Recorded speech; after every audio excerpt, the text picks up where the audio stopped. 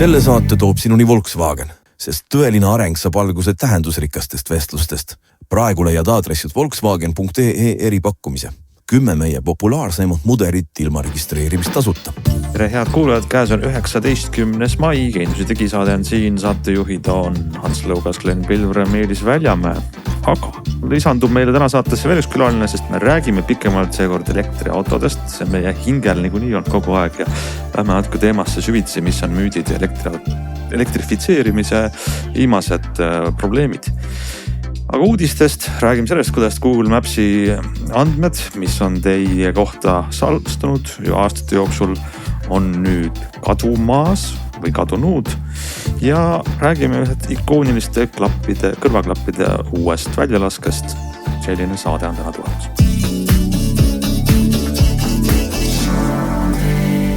No nii, alustame võib-olla siis sellise veidra uudisega, mis mõnes mõttes, kui teie meid kuulate nüüd meie podcasti, võib-olla isegi paaripäevase hilinemisega, siis te kirjute, et miks me alles nüüd räägime. Teisalt, võib-olla teie jaoks on see väga aktuaalne uudis Google Mapsi kohta, sest et kui te olete Google'i kasutaja ja kes tänapäeval ei oleks, siis olete ilmselt saanud ka teavituse selle kohta, et Google Maps muudab siis seda, kus hoitakse teie salvestatud asukoha andmeid. See on siis ajaskaala on vist see, on selle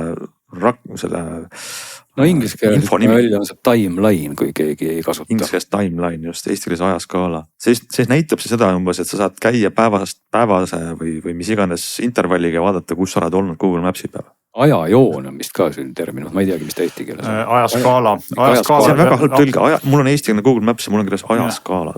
Just, ma ise nimetaks ka seda ajajooneks, aga praegu nimetaks ajaskaalaks just sellepärast, et kuna Google seda ise kasutab, siis on lihtsam leida, eks ole. Ja, no see kõik muidugi, nagu Hans ju ütles, et võib juhtuda, et me sellest täna räägime, see kriitiline kuupäev on 18. mai.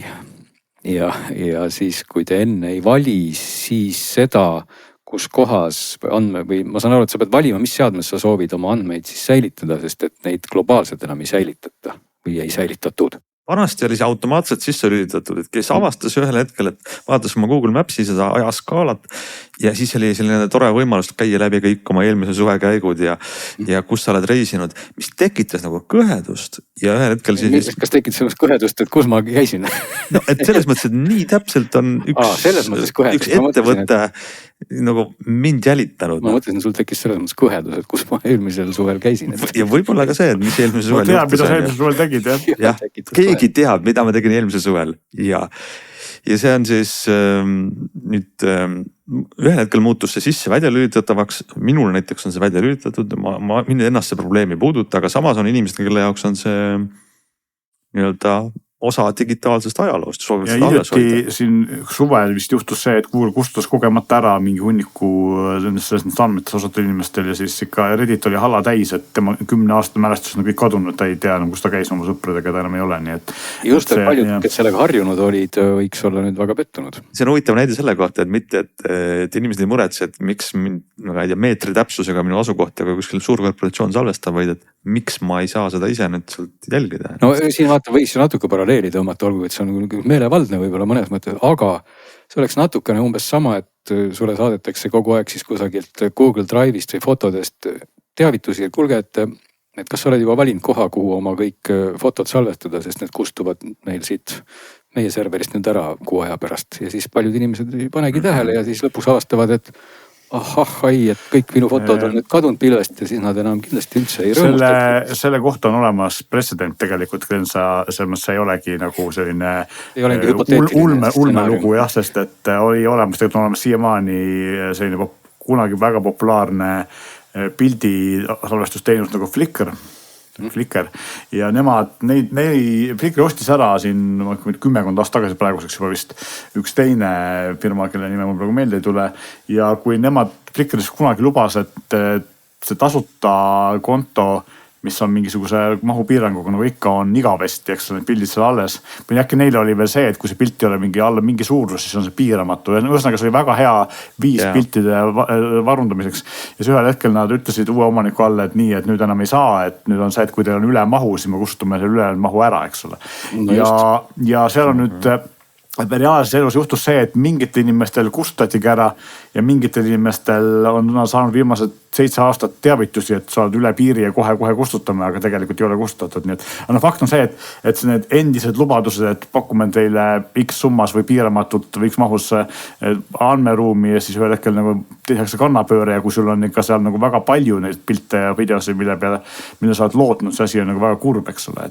Et seda on juhtunud, jah. No ühesõnaga, siin on lihtsalt 2 niisugust vastakat maailmavaadet saavadki siin kokku, et üks on siis see, et oi kui paha on, et kas minu andmeid, pilte ja ajaskaalat jälgitakse või teine on see, et oi kui tore, et kõik minu ajaskaalad, pildid ja on alati olemas ja ma saan need igal pool lahti teha vanaema ja vanaisa juures. Et need ongi nagu vastandlikud suhtumised natuke. Aga täpselt sel põhjusel võib ka olla veel see tähtaeg küll nagu möödas 18. mai, aga kelle jaoks see ajaskaala, ajatelje andmed on olulised, siis tegelikult igaks juhuks võiksite üle vaadata, et äkki on need alles kustutamata ja te saate siis need. Tõenäoliselt on, et Google ei kustuta neid nagu 1 päevaga miljoneid, eks ole, et see võtab ikkagi aega ja võib-olla nad ikka natukene ka tähtajast alates nagu pidurdavad igaks juhuks ja keegi veel ärkab hiljem. Nii et jah, tasuks üle vaadata kindlasti. No kuulge, räägime siis ka korraks äkki Sonydest või kui inimestele ütled Sony klapid, siis ma tahaksin pakkuda, mul küll andmed ei ole, aga enamikele inimestel olevad vähe suured üle kõrva käivad klapid, mis on XM tähisega olnud ja mille põlvkonnad on siin sama tähtsad kui, ma ei tea, iPhone'i põlvkonnad või? Muutusi on vähe, kõik ootavad järjest uut põlvkonda. Need on XM6 siis väljas. Ja minu suureks üllatuseks aeg lendab ja XM5 väljatulekust möödas 3 aastat. See tundus nagu alles hiljuti. Et selles mõttes ikkagi aeg on lennanud kiiresti ja uut mudelit oli ilmselgelt võib-olla vaja. Ja uus mudel tundub, et on ka parem. Eks me saame nagu heli ja mürasummutuse selle koha pealt kommenteerida siis, kui me oleme need ise proovinud, eks, mis ei võta väga kaua aega, nagu Lendist ütles. Siis tegelikult mõned muudatused on päris nagu huvitavad, et kõik räägivad seda, et mugavamad on kui vanasti. Ja 2 nagu sellist silmapaistvat muudatust on see, et minu kõige suurem miinus minu jaoks XM5-ga võrreldes eelmiste mudelitega on nüüd parandatud, ehk siis see, et XM5 ei saanud väiksemaks kokku voltida, et ta taskusse mahuks või kotis vähem ruumi võtaks. Siis nüüd saab XM6 saab uuesti kokku voltida nagu vanu mudeleid, mis on väga mõnus, et palju nagu reisid. Ja teine suur muudatus on see, et väga palju ka mina olen seda kogenud, seda probleemi, et vasakul pool oli Sonyl 2 nuppu, üks neist on toitenupp ja teine on siis mürasummutus sisse-väljalülitusnupp, mis olid väga lähedal üksteisele väga sarnasest. Nüüd on see sisse-väljalülitusnupp on suurem, ümmargune ja süvistatud, ehk siis seda enam valet nuppu vajutada põhimõtteliselt ei ole võimalik, mis on tegelikult nagu väga hea muudatus. Ja no muidugi miks neist klappidest üldse olla siis, kas siin nüüd nii õhinas või miks nendest tegelikult on tõesti tehnikavaldkonnas siin palju räägitud eelmisel nädalal, et need Sony üle kõrva klapid XM-seeria on olnud läbi aastate sellised ikkagi üsna kas just kõige paremad, aga kindlasti väga hinnatud paljude seas just oma sellise hea kaalu, väga hea mürasummutuse ja ka hea heli poolest. Olgugi võtta see heli on nüüd selline koht, kus mina jään natuke eriarvamusele, et need XM-id on olnud kogu aeg üsna sellise võib-olla liiga igavalt isegi igava heliga mõnes mõttes ja nüüd need uued XM6 puhul küll Sony toob nüüd välja juba sellised argumendid, et raske on nüüd vaielda, et kui ma pärast ütlen, et need XM6 kõlavad nõmedalt, siis järelikult olen mina loll, on see lühike kokkuvõte, sest Sony ütleb nüüd, et XM6 heli on ikkagi tuuninud siuksed maailma nimega masteringi mehed kusagilt New Yorgi stuudiotest ja keldritest ja pilvelõhkujatest, kes on siis nüüd teinud kõik selleks, et XM6 peaks siis kõlama nii hästi, kui üldse on võimalik ja enam paremini ei saagi ja väga sellised intrigeerivalt ambitsioonikad väited. See on huvitav võrdlus mõnes mõttes mitme asja poolest, et esiteks on see, et huvitav on võrrelda siis seda, et kumma tootja klapid on rohkem paremaks läinud heli poolest, kas XM6 või need klapid, mis on praegu peas on, millest ma ilmselt siin järgmine nädal võib-olla saan rääkida ja võib-olla ka saan Gleniga jagada, et ta saaks ka rääkida neist. Kas sa reedad ka kuulajatele, millest räägid? Powers & Wilkinsi PX7 S3, mis on palju paremad kui eelmise aasta S2-d, et selles mõttes minu kõrva jaoks eelmise aasta mudel mulle üldse ei meeldinud ja kui ma tegin siin eelmine suvi mürasummutavate suurte klappide testi, siis need jäid viimaseks, siis praegu ma neid ilmselt viimaseks ei jätaks. Aga XM6-sid me ei ole veel kuulanud, eks on huvitav kuulata, et kuidas siis erinevus on, aga ja muidugi Bose'iga oli ju sama lugu, et kui ma tegin seda sama testi, siis Bose'i viimased QC Ultrad on vist veel parandab mind, kui ma eksin, olid ka eelmise mudeliga võrreldes heli poolest läksid palju paremaks. Nii et kuidagi selline viimase aastase trendiks muutunud uued mudelid tulevad kõik nagu selgelt parema heliga kui sama tootja eelmised mudelid ja selles mõttes see vahe on suurem, et näiteks XM3 ja XM4 vahel see heli vahe ei olnud kuigi suur. XM5 ja XM4 vahel oli ta suurem, ilmselt nüüd see XM6 ja 5 vahe võib-olla saab olema veel suurem. Et eks me siis näe seda. Aga jah, kerged on nad tõesti.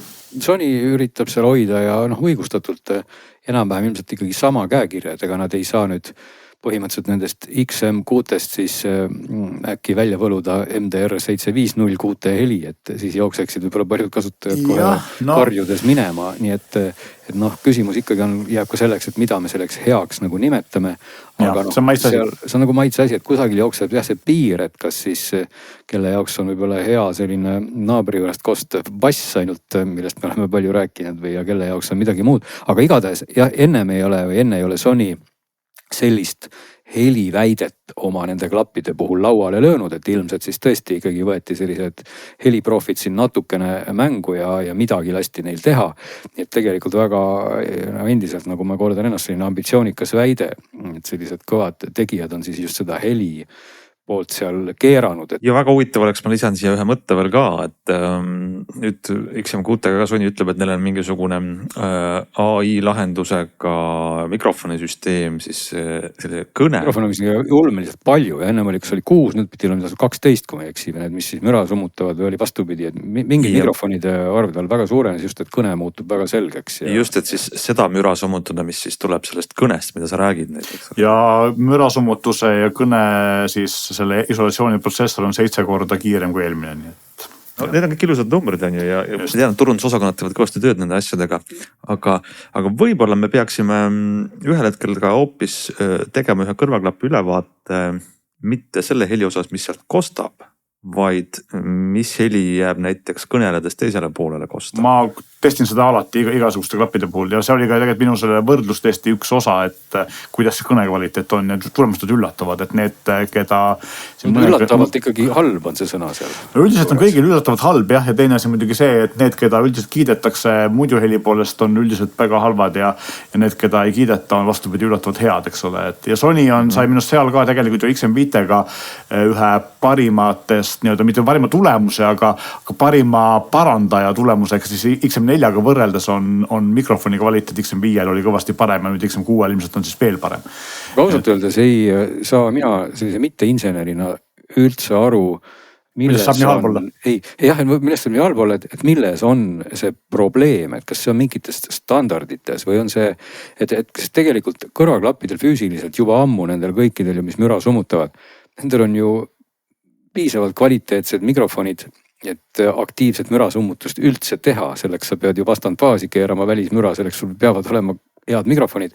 Et see, et heli kostab nagu läbi porgandist tehtud makaroni, see ei ole ju seotud kuidagi nende kõrvaklappidega, mikrofonidega. Et seal jääb nagu mulje, et kas see on siis mingi ribalaiuse teema või mingi pakkimise teema või et noh, me võiks ka vabalt saateid salvestada ju selliste kõrvaklappide ja mikrofonidega, aga siis me kõlaksime kõik nagu helistaksime kauge kõnet Antarktikalt.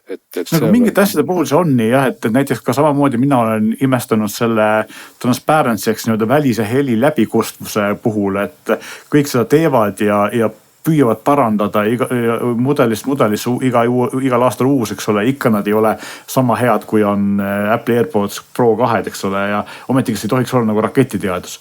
Samamoodi vaatame arvutimaailmas, kuidas nagu Windowsiga masinad ei saa kuidagi moodi nagu endale sellist akukestvust kui Apple, kuigi see ei tohiks ka olla raketiteadus ja 10 aastat mööda läinud peaaegu, vähemalt 5, eks ole, et nagu oleks aeg õppida, aga ju siis ei suudeta. Ma just mõtlen, et teistpidi kõikidel nendel kõrvaklappidel ikkagi on kvaliteetsed mikrofonid olemas tegelikult. Tarkvarasuse küsimus, jah. Muidu nad ei saaks üldse seda mürasummutustki teha, rääkimata ka sellest läbikostvusest, et nad püüavad seda heli kinni küll, et see jutt jääb sellise imeliku makaroni soundiga, ma ei oskagi paremat terminit öelda. Tihti tuleb ka ju täiesti nagu nii-öelda padja alt, eks ole.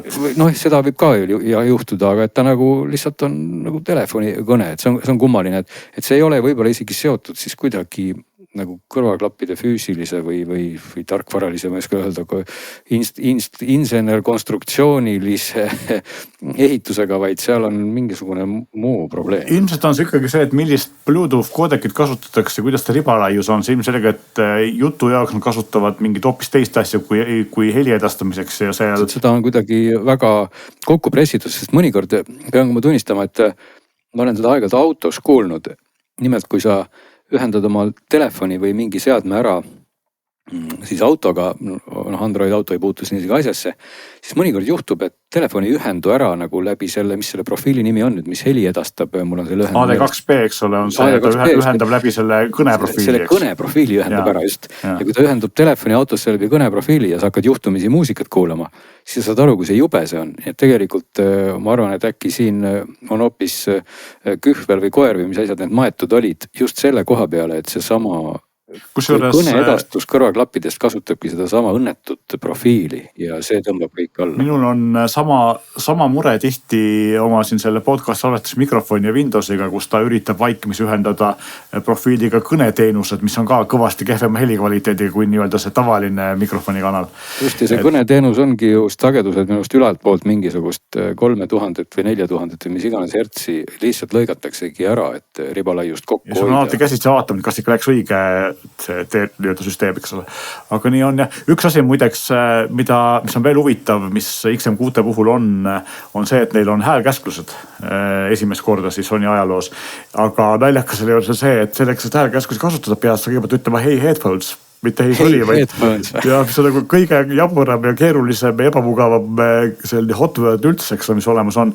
Et Samsungi pisikestest kõrvaklappidest me siin kunagi rääkisime, kui nad välja tulid ja nendel ei pea üldse mingit hotwordi, ütleme lihtsalt volume up, volume down ja töötab, eks ole. Et ma ei tea, miks Sony võinud sama asja teha. Varsti hakkame rääkima kui kodumasinatega niimoodi, kui Sony sellist asja jätkab. No aga saame näha, kui see meile kõrvade peale jõuab, saame kuulda. Ja tõmbame siis uudistrubriigile siit joone all.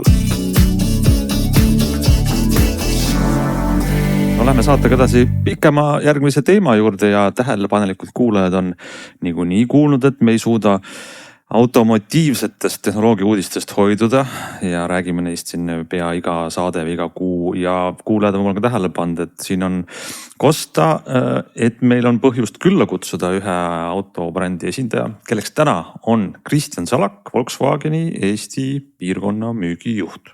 Tere Kristjan. Tere. Tere tulemast saatesse, no tahame sinuga rääkida autode elektrifitseerimisest, sellest tehnoloogia poolest. Aga sa oled Volkswagenist. Volkswagen on rahvaauto, ajalooline bränd, juba selline kättesaadav igaühe lollikindel, töökindel, selline liikumisvahendi nagu sümbol. Kas selles elektrifitseerimise ajastus, kui kaugel nüüd Volkswagen oma selle mudeliriviga on, eks põhimõtteliselt on olemas elektriautod iga sellisele nõudmiste ja hinnatundlikkusega kliendil olemas Volkswagen, et see elektrifitseerimine on rahvaautos ära käinud. Ütleme niimoodi, et see on täies järgus veel, et paar tükikest puslest on veel puudu, et ma arvan, et siin kes võib-olla elektriautodest loeb uudiseid rohkem, et on näinud, et meil on uued väikemudelid välja tulemas ID1, ID2 ja ID2X, mis siis on tõesti rahvaautod, et kus siis ID1 puhul me räägime 20 000 eurosest autost, ID2 siis 25 000 eurot, et võtame niimoodi, et tänapäevast keskmise auto hinda võttes arvesse, et see on täiesti siuke taskukohane summa. Kas need on mingid ideeautod või päriselt juba nagu tulemas ka Eestisse tänavatele mingi hetk? Need on tõesti, et ID2 ma nüüd võin mõne kuuga mööda panna, aga see peaks tulema kuskil siis 26. aasta lõpus. Ehk siis see on meie see 25 000 euro auto. See on väga huvitav segment tegelikult, sest et väiksed ja taskukohased sõidukid on kuidagi nagu mingis mõttes alati ägedad. Ma mäletan ja isegi olen palju sõitnud sellise ühe pioneeriga, mis oli siin 10 aastat tagasi ja Glen, sa tead seda väga hästi, Volkswagen E-uppi.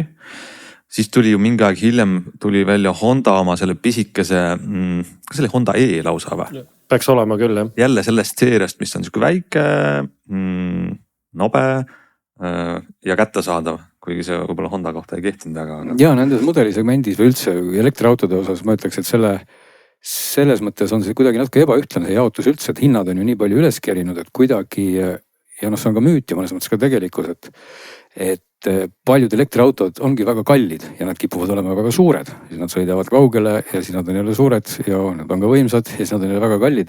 Et kui sa lähed nagu hinnas hakkad allapoole tulema, siis seal kusagil tuleb nagu sihuke kerge tühimik, nagu mulle tundub ette, et kui sa võtad täna sellise ütleme hea väikese elektriauto, ma ütleks just, et Volkswagen ID3 on just selline hea väikse auto ja suutliku auto ja selline sünonüüm, aga kui sa hakkad nüüd veel allapoole vaatama, see ei ole ka ju väga odav, siis on kuidagi nagu selline vaakum on vale sõna ja siis hakkavad sealt juba riburada pidi vastu tulema hoopis hiinlased, et mulle meenub esimene sama GVM-i Ora, eks ole, mis seal platseerub ka kusagile 25,000+ kanti ja jääb nagu puudu sellisest just nagu sellisest 30,000 segmendist või natuke allapoole, kus oleks nagu päris auto, või nagu hea auto, et selles valguses see ID2 ja see suund, kui sa seda mainid, tundub väga palju lubav.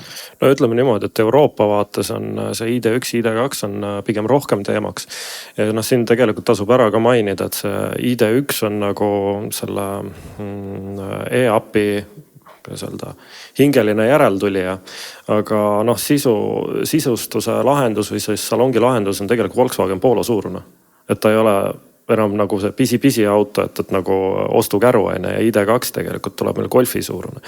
Aga mis nagu eestlaste puhul rohkem mängib rolli, et meile meeldivad need kõrged autod, et just see ID2X siis, mis siis on väike maastur.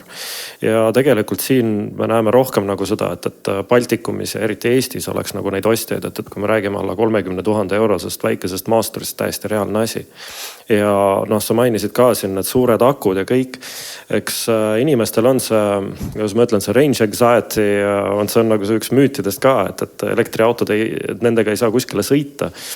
Et kui päris aus olla, ega tegelikult kui sa vaatad ka sisepõlemismootoriga autosid, igaks asjaks on oma tööriist, et sa võtad selle pisi auto, tal ongi väikene paak, ega sa temaga pikalt ei saa sõita. Okei, sa lähed tangita täis siin-seal. Aga ikkagi sõidad mistama 300 kilomeetrit läbi ja need elektriautod on nüüd, need pisiautod on täpselt samamoodi projekteeritud, et vastavalt vajadusele, et kui sa saad linnaautoga sõita 250 kilomeetrit maha vähemalt, see on ju täiesti arvestatav sõiduulatus. Ja Eesti-suguses riigis eriti on ju. Ma saan sellest jutust aru, et ID2 puhul ka need akumahud siis jäävadki sinna kusagile 40 kilovatt-tunni kanti või umbes pluss-miinus. Seal on ka mitte ainult see, et mis see aku mahtuvus on, aga see, et millest see aku on tehtud. Sest et see ju määrab väga palju ka auto hinna, et kui me kasutame neid nii-öelda kalleid tipptehnoloogiaid kõigi autode peal, siis me maksamegi mingisuguse pisiauto eest 50,000 eurot.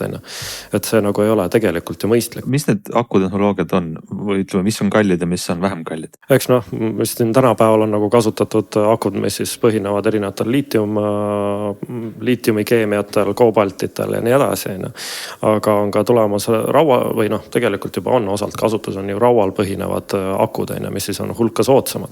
Aga nende siis see energiatihedus on väiksem jällegi. Aga üldiselt, et ma olen alati ka öelnud, et kui ma olen aastaid ja aastaid olen autosti müünud, et ma olen ju kunagi automüüja ka olnud. Alati olen nagu soovitanud inimestele, et palun võtta auto, mis siis vastab sinu vajadustele, et täpselt samamoodi neid autosid ehitatakse vastavalt vajadusele. Ma tahan korra haarata sõna otsast kinni, sest see on just see, mis sa ütlesid.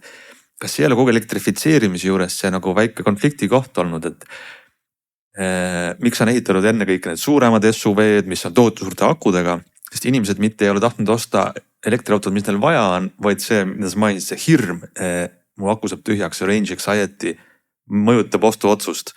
Inimesed tahavad osta suurema akuga autot, siis enne kõik arendatakse suurema akuga autosid, kuigi meil vaja oleks, nagu sa ütlesid, piisaks väikesest.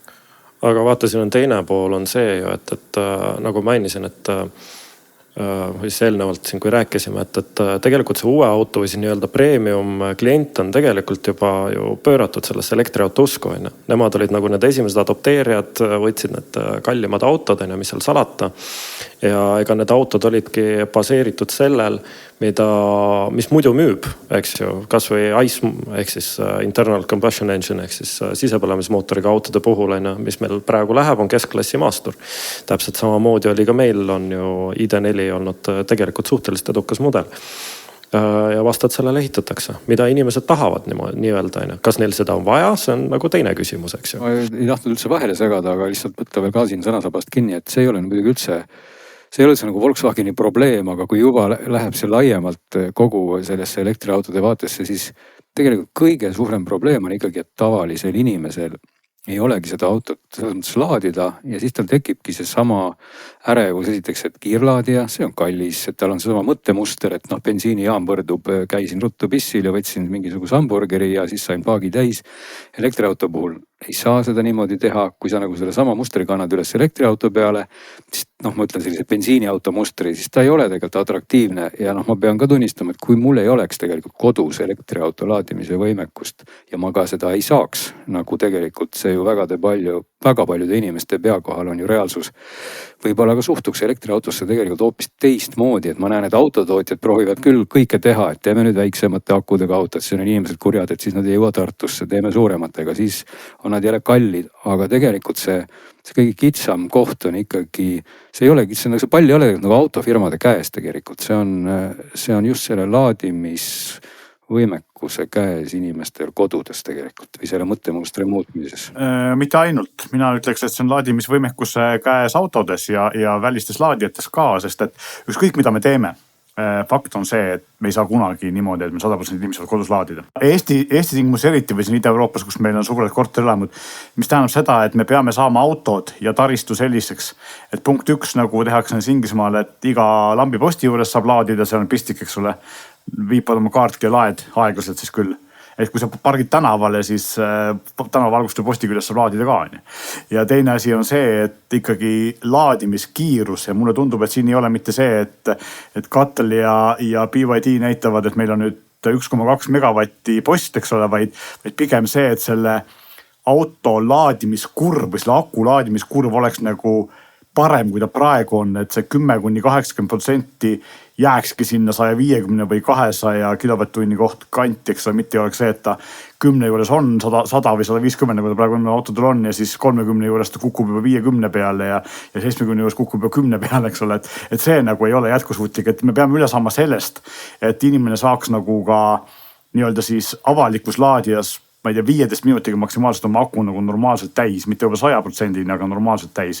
Sest me ei jõua kunagi selleni, et Lasnamäe inimesed saavad kodus laadida. See ei ole nagu realistlik. See ongi tegelikult väga kurb, sest et kogu see elektriautode kasutusmuster on teine ja see, et tänane autoomanik kogu aeg üritab seda oma bensiini mõttemaailma sinna elektrimaailma viia.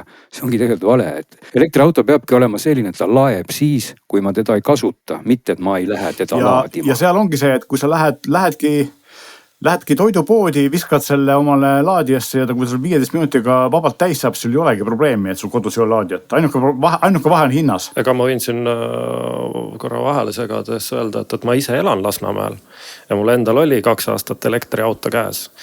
Et muidugi ma sõidan sellega, mis mulle firma annab, eks ju. Aga sõitsin ja ma sõidan väga palju. Ma sõidan pikki otsasid, ma sõidan üle Eesti. Eks ju, et ma vastutan Kuue esinduse eest, mis tähendab seda, et ma pean sõitmagi päris tihti Tartusse, Viljandisse, Pärnusse, Jõhvisse. Ütleme niimoodi, et Jõhvi sõit kunagi oli võib-olla kõige hirmutavam, sest et seal laadimisvõimalused olid kõige hõredamad. Ja ma elan väga suures kortermajas, küll mitte paneelmajas, aga ma täitsa sain hakkama ja see ongi, tulebki see sisse, et ma läksin sinna poodi ostlema, kus oli elektrilaadija. Panin laadima, siis käisin ruttu lapsega poes ära, 20 minutit. Mul juba oli seal, mis iganes protsent oli juurde tulnud. Et täiesti kunagi ma teda täis ei laadinud, aga selles suhtes, et nagu selle 80% piirimaile ma sain teda pidevalt. Ja see tähendas seda, et ma sain teha järgmise pika sõidu. Ja juba sul elektriautoga on see, et tegemist on teistsuguse autoga, kui on sisepõlemismootoriga auto. Sa pead ise ennast natukene ümber harjutama ja ümber mõtlema.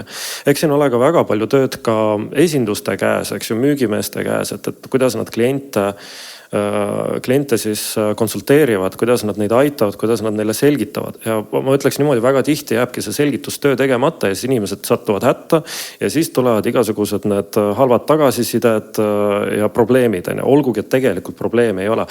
Et isegi ütleme niimoodi, et esimese selle poole aasta ma sain just vastu talve, sain oma auto kätte ja siis oligi see, et esimene talv ma õppisin selle autoga sõitma. Noh, see tuleb nagu inimesed, kes on eluaeg autonduses olnud.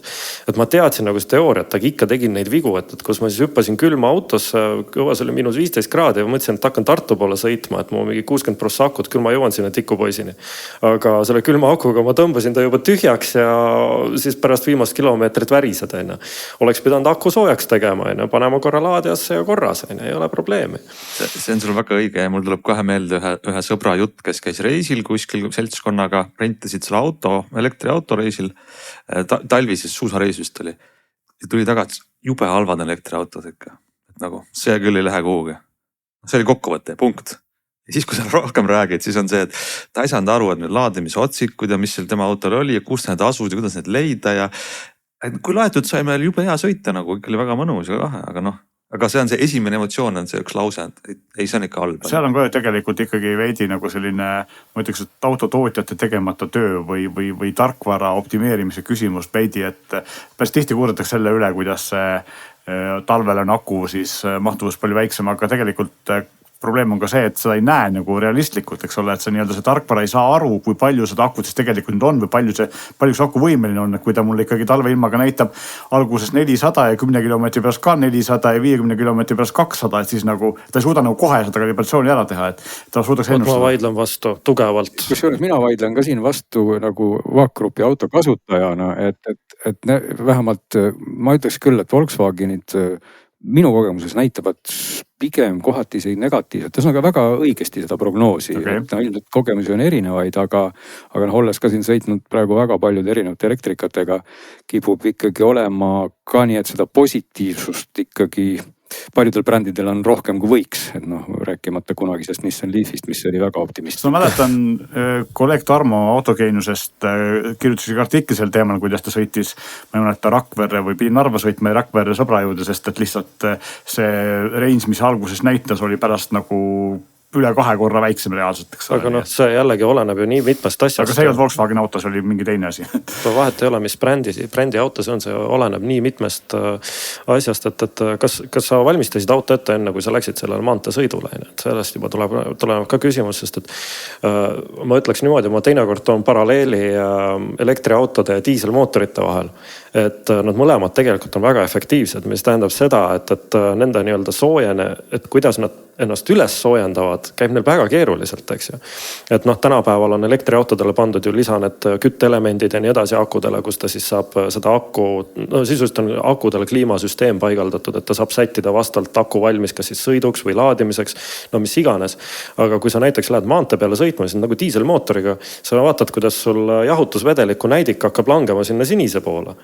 Et nad lihtsalt see efektiivsus on sedavõrd kõrge selle püsival kiirusel, kui sa pidurdad ja kiirendad, muidugi siis temperatuur tõuseb.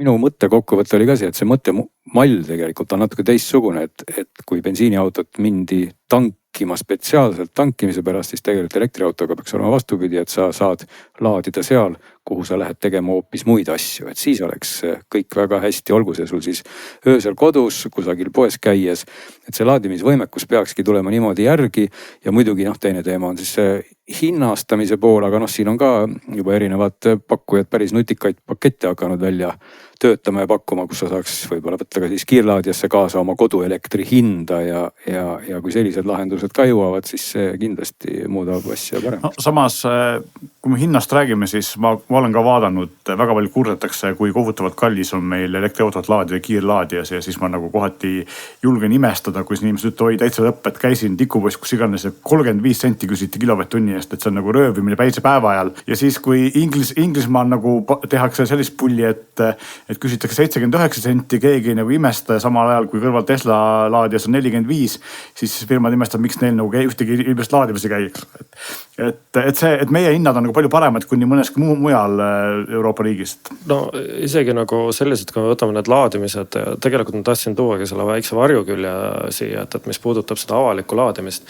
Et kui me tegelikult laeme siin üle 20 kilovattise võimsusega, siis tegelikult seda võetakse juba nagu kiirlaadimisena, eks ju.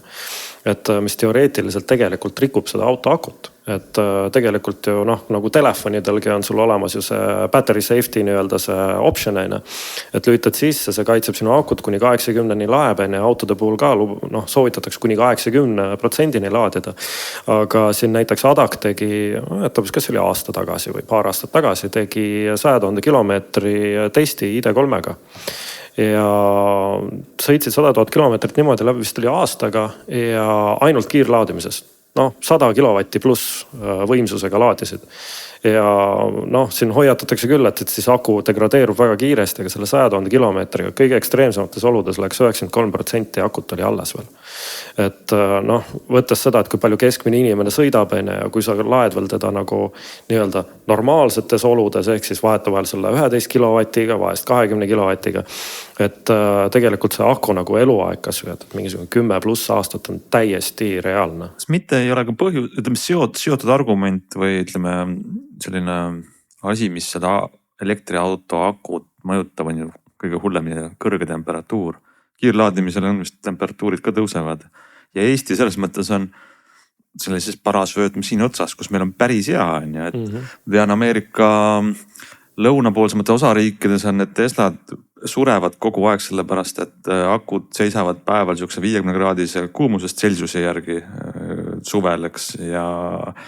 Ja kui sa ei hoia aktiivselt seda kliimaseadet ei oleks, siis need akud eluiga väheneks veel kiiremini. Ega see ongi ka praktiliselt kõigil tänapäevastel elektriautodel on nagu nii-öelda see sisse ehitatud aku kliimasüsteem olemas. Pluss veel tegelikult ka, et seda akut kasutatakse ka ju selle nii-öelda soojuspumba töös ka talvel, et ta kogub nagu seda, ütleme scavenging pump, et ta võtab mis iganes soojusenergiat, toodab see aku üle, siis ju toodetakse, tuuakse sulle salongi. See on see soojuspump, mis sa mainisid, on üks väike asi, mis need inimesed, kes esimest korda saavad elektriauto vastu huvi tundma või ostma seda, siis ma ei tea, nendele tuleks mingi kursus korraldada, et mis on soojuspump, sest et jällegi Eesti kliimas see on ikkagi ju väga-väga vajalik asi. Kuritahtlik on üldse see, et Eesti kliimas meil müüakse elektriautosid, millal seda ei ole. Et selles mõttes, jah, on siin mudeleid, kus sa vaatad kõige soodsamaid hindu ja siis selgub, et ei ole soojuspumpa. Nii ei tohiks üldse olla. Tahtsin sama asjani jõuda, et mina, kes ma ei ole elektriauto omanik, aga nagu kogu aeg vaatan, et äkki kunagi ikka ostaks. Siis kaks asja, millest mina aru, üks asi on see, et mis mõttes ei ole Eestis kõigil autodel soojuspump standardis, ma ei saa sellest aru. Ja teine asi on see, et mis mõttes ei ole kõigil autodel käsitsi nupust sisse lülitada aku e-soojendus, ma pean panema auto enda navi selleks, et ma ei saa ise valida laadijat ja siis vajutada nuppu, et hakka nüüd soojendama, eks ole. Uuematel mõnendel on, aga mitte kõigil. Et need on nagu kaks asja, mis peaks olema elementaarsed. Kuidas Volkswagenil täna on? Kas on olemas? Ma ütleks nii, et kas ma tohin seda öelda või mitte, et see on siuke nagu automüügi võib-olla saladus, aga samas see on puhas loogika. Et kui sa võtad, et see soojuspump võib maksta, olenevalt tootjast 600 kuni 1000 eurot, mõnel on võib-olla isegi kallim, on paar tuhat eurot.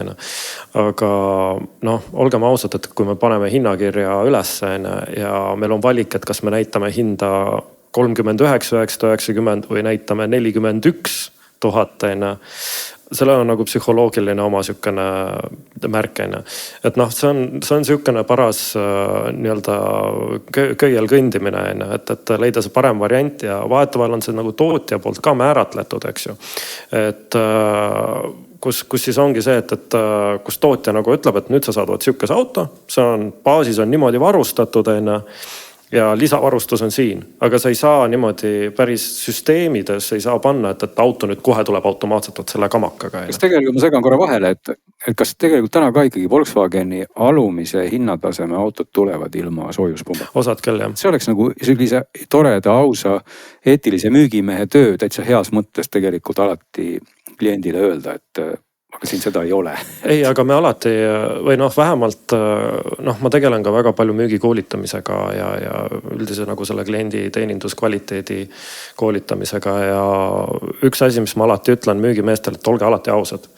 Et kliendil on nagu niimoodi auto suhtes valetad, no valel on niivõrd lühikest jalad ja sa kaotad selle kliendi, sest et päeva lõpuks on see, et me tahame jätkusuutlikku äri teha, eks ju, et kliendid oleksid õnnelikud, see tähendab seda, et nad tulevad meie juurde tagasi. Ma tahangi sellest sõnasabast kinni võtta, et nüüd veel võib-olla tõmmatagi vaikselt kokku just sellise mõttega, et kas Volkswageni kliendid on õnnelikud ja mida Volkswagen selleks teeb, et siin noh, kõik teavad rohkem või vähem hiljuti, et tarkvaraga kuidagi kliendid mõnikord ei ole õnnelikud. Minu enda auto aknad ka lähevad millegi pärast aeg-ajalt hoopis lahti, kui ma neid kinni panen ja noh, siukseid huvitavaid trikke kuidagi viskavad need Volkswageni autod ja kogu see tarkvara pool on nagu ta on, et kuidas sealt nii-öelda teiselt poolt seda lava vaadatuna see seis üldse on, et kuidas need numbrid liiguvad ja kuidas mõtted on Volkswagenil? Kui üleüldse vaadata, kuhu praegu Volkswagen liigub, et tegelikult meil siin märtsi lõpust hakkas rebranding ehk siis see, et mitte ainult see, et meie nii-öelda nagu see marketing kuvand või selline,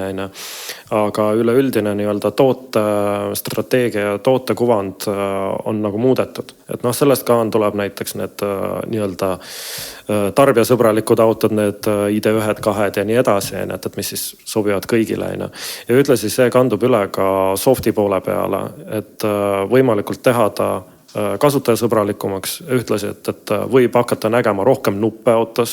Ehk siis, et autotootjatel, üldse tootjatel on palju lihtsam ja odavam toota ainult neid puutepaneele erinevaid, eks ju. Mis seal salata, ega põhjus tegelikult ongi rahas, eks ju, et see on ju palju odavam. Olles siin ka palju Hiina autodega viimasel ajal sõitnud, ma pean küll ütlema ikkagi VAK-grupi kiituseks seda, et tegelikult see auto tarkvara väljanägemine auto kasutatavuse mõttes on ikka kuradi hea. Et kui sa paned sinna kõrvale selle kribu-krabu, mida hiinlased pakuvad, ta võib olla küll kohati ilus ja võib olla ka mingite ägedate funktsioonidega.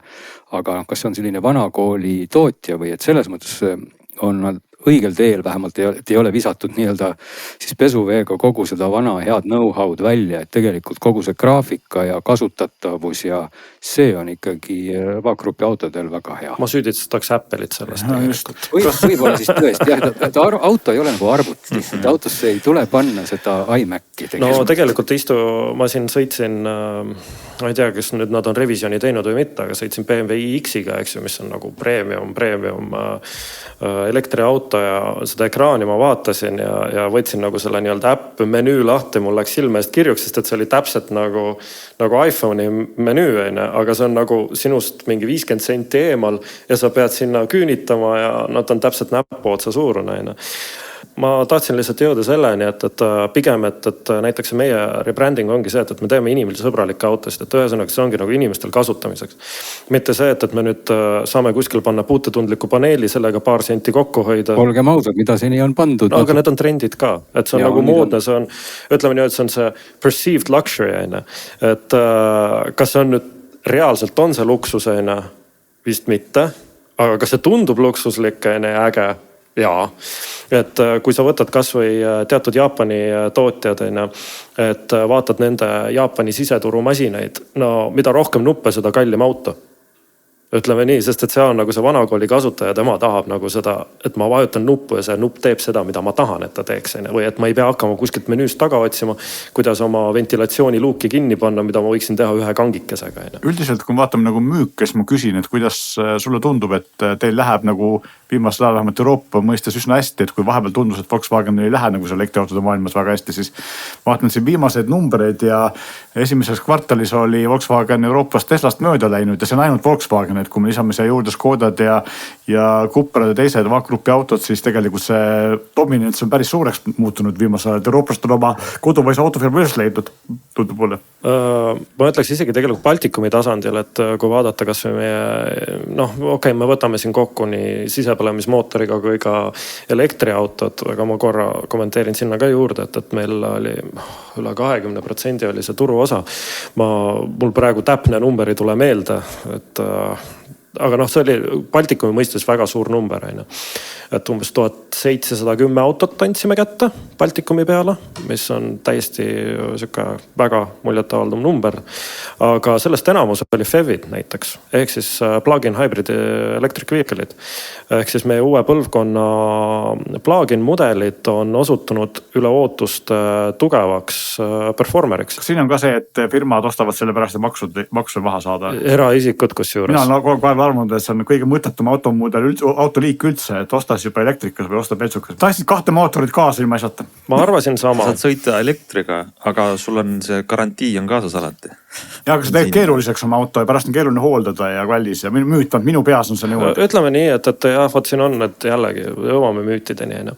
et ausalt öelda ma arvasin täpselt sedasama. ja ma seda mõtlesin just nagu eelmise põlvkonna FEV-ide suhtes, kus siis sul oligi sõiduulatus 20-40 kilomeetrit ja siis on nagu palju õnne, et nüüd sul on tavaline bensukas, mis siis on hulka raskem kui ta võiks olla.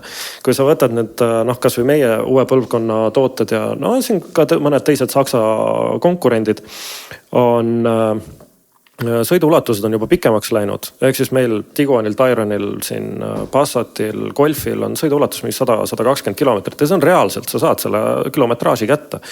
Ja see on 19, midagi on see akumahtus kilovatt-tundi siis. Ja sa saad sisuliselt teha kõik oma sõidud ainult elektri peal, aga sul on lihtsalt see valikuvabadus, võib-olla kindlustunne, et sa võid minna teha road trip'i ja sa ei jää kuskil hätta. Ja kui me võtame ka nagu see inimeste nagu psühholoogia, et ma ütleks, et praegu on nagu see FEV on palju tugevam ja mõistlikum nagu see vaheetapp klientidele, kes kahtlevad praegu elektriauto ostmisel. Sest et ma ise olen ühes teises brändis töötanud aastaid ja olen müünud seal hübriide, ehk siis need esimeste põlvede hübriidid. Et ma olen lihtsalt näinud nagu seda evolutsiooni ja miks inimesed ostsid ka vot selle brändi hübriide. Et see oli ka nagu muidugi kütuse kokkuhoid ja kõik muu. Kas täna Volkswagenil on sellised autod, mis sõidavad juba elektriga üle 100 ja bensiiniga siis mitusada reaalselt olemas ka? Loll küsimus, ma ei ole mudeli valikut vaadanud. Nagu ma mainisin, kõik need siis meie põhimudelid, Golf, Passat, Tiguan, Tayron, neil on need olemas. Kas mina küsin seda, et sina kui oled seal teisel pool sees ja näed seda asja, mis tegelikult toimub, eks ole, et kas minu arvamus on väga naiivne ja rumal, et võib-olla see tulevik ei võiks olla mitte siis selline tänapäeva mõistes PHEV, aga pigem EREV, ehk siis kus on ainult elektrimootorid rataste küljes või nii-öelda ja siis generaator, mis elektrit toodab, et sul peaks olema ühendatud see bensiinimootor siis füüsiliselt nagu ratastega. See täiesti oleneb selles suhtes, et kui näiteks võtta Fisker Karmad, eks ju, muidugi ma siin ka nagu toetun sellele, mida ma olen meediast lugenud ja nii edasi, sest ma ise ei ole nendega sõitnud. Aga ütleme niimoodi, et eks seal ole mingisugused efektiivsuse probleemid võivad tekkida, aga selle sama sisepõlemismootoriga omad probleemid, kui ta on lihtsalt ainult generaatori rollis. Ja siin on need mootorid läinud. Et eks siin oleneb ka, et kuidas keegi paketeerib asja. Et vaadake, autode puhul on see, et võtad nagu laptopi, eks ju. Et tahad teha võimast laptopi, aga siis sa oled piiratud ju tegelikult selle korpusega, et mida sa sinna sisse saad mahutada, et sa ei saa sinna hiiglaslikku desktopi videokaarti panna. Täpselt sama on autodega. Lihtsalt sellisel juhul ju saaks kohe lahti käigukastist. Nii ja naa, vaata, ma ütleks niimoodi, et jah, isegi näiteks ma võin tuua kohe konkurendi, et Toyota, eks ju, Toyotal nende hübriididega neil ei ole käigukasti, neil elektrimootor töötab kui käigukast. Sisuliselt kogu jõud läheb läbi elektrimootori. Olgugi, et sellest läheb ka see ICE võimsus läheb, ehk siis sisepõlemismootori võimsus läheb sealt läbi. Aga sellega tulevad teised probleemid, et kuidas see käigukast siis töötab. Et Toyotate puhul on see nagu kummi venitamine, eks ju, et vajutad gaasi põhja ja siis võib-olla üks hetk ta hakkab kiirendama. Võid seal võib-olla raamatut lugeda vahepeal, aga siis sa võtad teistpidi jällegi, et on ka teatud elektriautodel on käigukastid olemas. Võtame Porsche Taycani, et kus ta käiku vahetab reaalselt. Aga ta annab sulle vahetuma ülekande, aga see on varjukülg see, et ta teeb seda suhteliselt rabedalt. Aga kui me võtame praegu meie see DSG kastiga seotuna, siis ta annab palju, ütleme niimoodi, et ta annab palju meeldivamalt seda jõudu edasi, sest ta käitub nagu normaalne automaatkast. Sõidab nagu tavaline auto ja võt see on ka nagu see, et me tekitame kliendis nagu seda turvatunnet, et ta sõidab tavalise autoga. Olgugi see, et mis teda edasi liigutab, on midagi uut.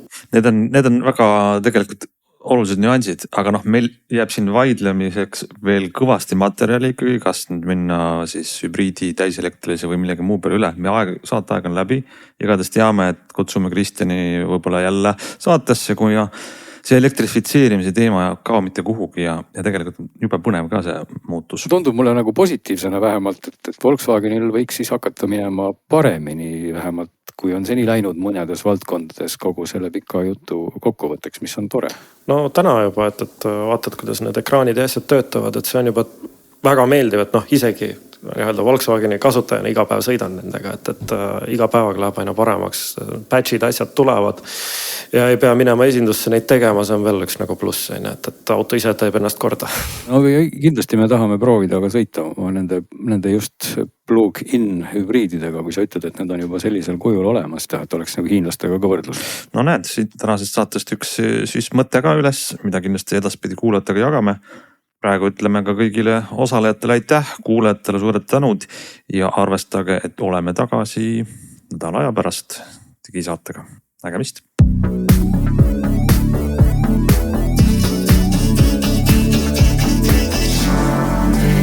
Saadet toetab Volkswagen, luues elukestvaid suhteid.